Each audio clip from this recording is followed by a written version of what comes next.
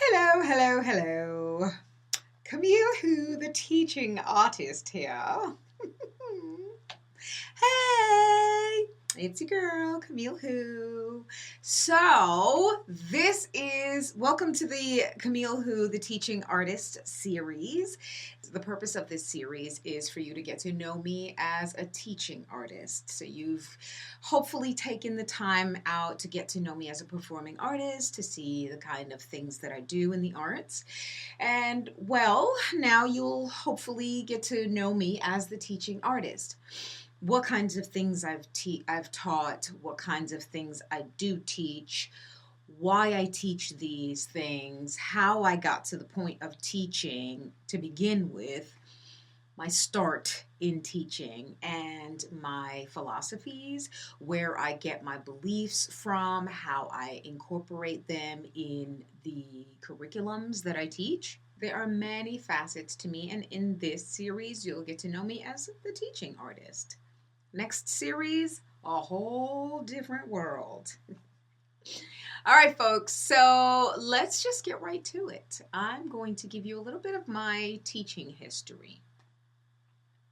Growing up, I was really good with symbols. I was really good with sequences, which makes sense now because I am a choreographer, I'm a writer, I dance. There's so many different things that it makes sense. You know, it doesn't make sense when you're growing up and you're having challenges with, okay, I can remember how to spell 1,000 different words because I just looked at it and remembered it. So all my spelling tests are amazing, but reading tests or comprehension tests, like those actually had challenges with. If I read, I cannot read with any sound around me at all. It has to be quiet, and I have to actually read aloud. I know I'm not the only one, all right? So don't be judging me. But anyway, I actually have to hear it. So, and that's another thing about one of the things that I do really well is I can hear, and this makes sense that as a musician, is that I can hear something and I can sing it right back to you. I can hear a tune, I can hear a rhythm, I can play it right back for you. If I'm reading a book, I actually have to hear myself say it because then it goes in an audio way, and then I'm able to synthesize it better. I'm able to comprehend it better. I can't have any interruptions. I can't have any distractions when I'm reading. So that's one of those things that it's just a little quirky things, but it's like when you put all the pieces together, it all makes sense. I had no problem with sequences, numbers. I was great at math, symbols, looking at something, memorizing it, but not necessarily. But I had the challenges just understanding what it was. If you explain something to me, to this day, if you explain something to me, I will be like, can you give that back to me as if I'm a 3-year-old? Like, seriously, break it down so I can walk slowly with you and then fully understand it. But then when I understand it, oh, I got you. Like when I got it, I got it. That was a part of just, one of the little pieces of the puzzle. Because of that, I don't know, maybe it was just the natural teacher in me. I always picked things apart. I always wanted to know how things worked, how people thought, how what made people tick, what made things tick, what made things work. I always wanted to pick things apart. I think that was part of my understanding it. And so it gave me the ability, because through our challenges and overcoming those challenges, it gives us abilities that we wouldn't necessarily have if we didn't have those challenges. It gave me the ability to break things down really, really simply, and in a lot of different ways. I'm sure I got on my kids' nerves sometimes because I would explain something to them and then I find myself explaining it to them in 2 or 3 more times differently. In case you didn't get it this way, I'm going to say it this way. Maybe not that's, but I would just explain it to them a few different ways and I'm sure they would just like, we got it already, Mom. In any case, they were all very polite about it and very gracious. So they, played along. So that was just one of those natural sort of challenges that turned into something really good. With overcoming this challenge in the way that I did, it allowed me to teach for specific learners. I really realized how we all learn differently. Some people are visual learners. Some people are kinetic. They have to feel the experience and actually go through the experience in order to learn it and really synthesize it. Some people have to hear it in order to understand and synthesize. And some people are just really like, there's just combinations of any one of those 3. Because I was able to really break things down in simple form, it's really helped me to be able to teach the individual child in the way that they need, teach the individual human being, not just children. I teach adults as well. I teach many people as well in many rooms. I've actually gone to different countries that they don't speak English and have been able to teach, say, body percussion. That's making music with your body. Teaching the process of creating your own body percussion piece, and also just teaching dance.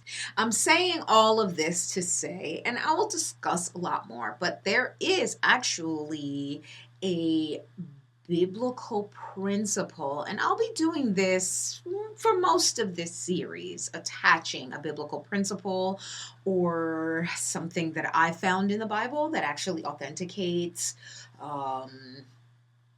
whatever point I'll be making, and also biblical messages and just things that I have noticed in the Bible, God's Word, that have actually helped shape my life. It's actually helped me to see things a lot clearer and to gain understanding of the world around me and the world in me. And it really sort of eliminates, it really has been diminishing fear and anxiety and depression or depressive thoughts. So here's the biblical message that I notice, and that is this: God uses our weaknesses to show his strength. It builds our character and it keeps us humble, because we tend to be very me oriented just as human beings. We have this we have something in our design that and that I'll probably get into that later, but we have something in our design that that we feel like we need to be in control. We need to have all the power, and that we do have all the control, or we do have the power to create wealth, or to create a better life, or to create this and this our careers and all this other stuff. At the end of the day, we didn't make ourselves. Somebody made us. We didn't make ourselves. So, that said, the Bible verse that I'm going to authenticate this with is from the Good News Translation. It's from 2 Corinthians 12, verses 7 to 9. But to keep me from being all puffed up with pride, remember, right? It keeps us humble. It builds character. But to keep me from being puffed up with pride because of the many wonderful things I saw, I was given a painful ailment, which acts as Satan's messenger to beat me and keep me from being proud. 3 times I prayed to the Lord about this and asked him to take it away. How many times have we wanted to get rid of our challenges? Right?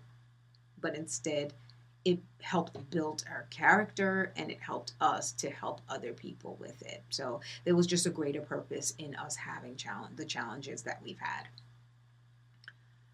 Verse 9 says, but his answer was, my grace is all you need, for my power is greatest when you are weak.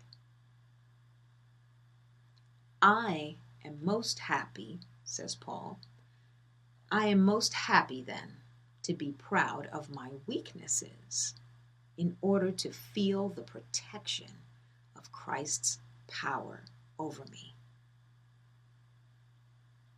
So stay tuned for more stuff. I want to take the time to thank all the wonderful, amazing supporters, patrons. Thank you so much for supporting my vision. It takes people who believe in you. It takes a community to help bring vision to life.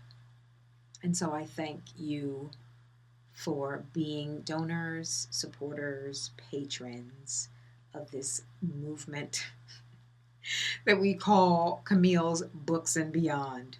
See you in the next video. I'm Camille Who, the teaching artist, E=MC², and I am out.